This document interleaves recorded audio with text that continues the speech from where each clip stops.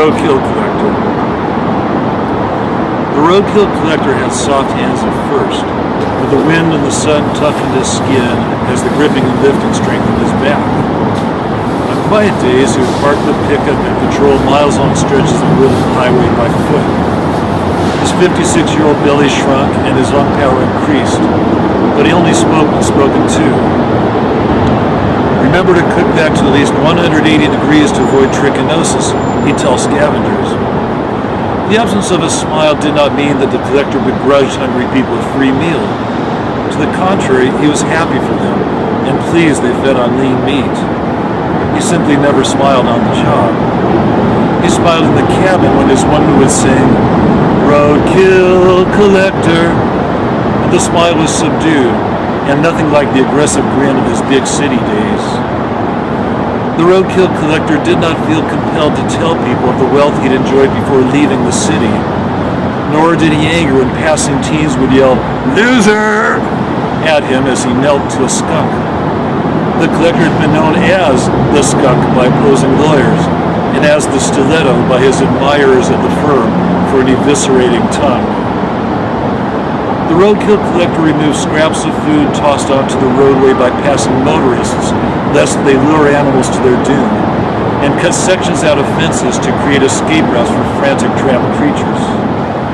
He collapsed to his knees as if shot in the gut when a man aimed his pickup at a turtle and crushed him, then gathered himself and swept flesh, shell, and slime into a dustpan and buried it 20 feet from the road.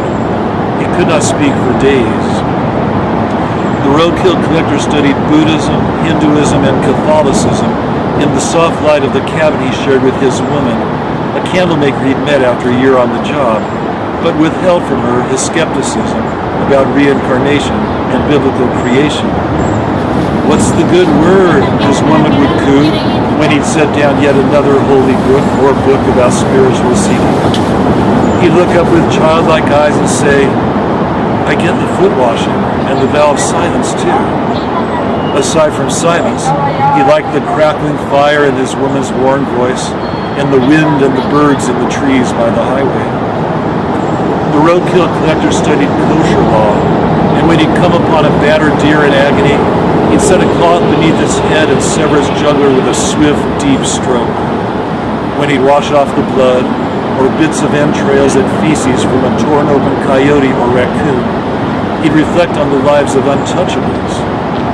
His wife had named him the Unreachable for his workaholic hours and the alcohol-sodden nights when he'd lapse into silence after spending his life force and all of his words bullying people in depositions.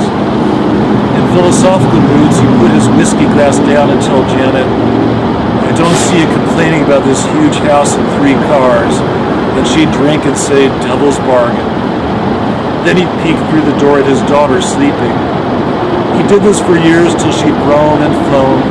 Then his wife stood firm in their high-ceilinged entrance hall and declared with a sweeping gesture of the house, "You're not taking this from me." "It's all yours," he said, and with deep remorse added, "You deserve it."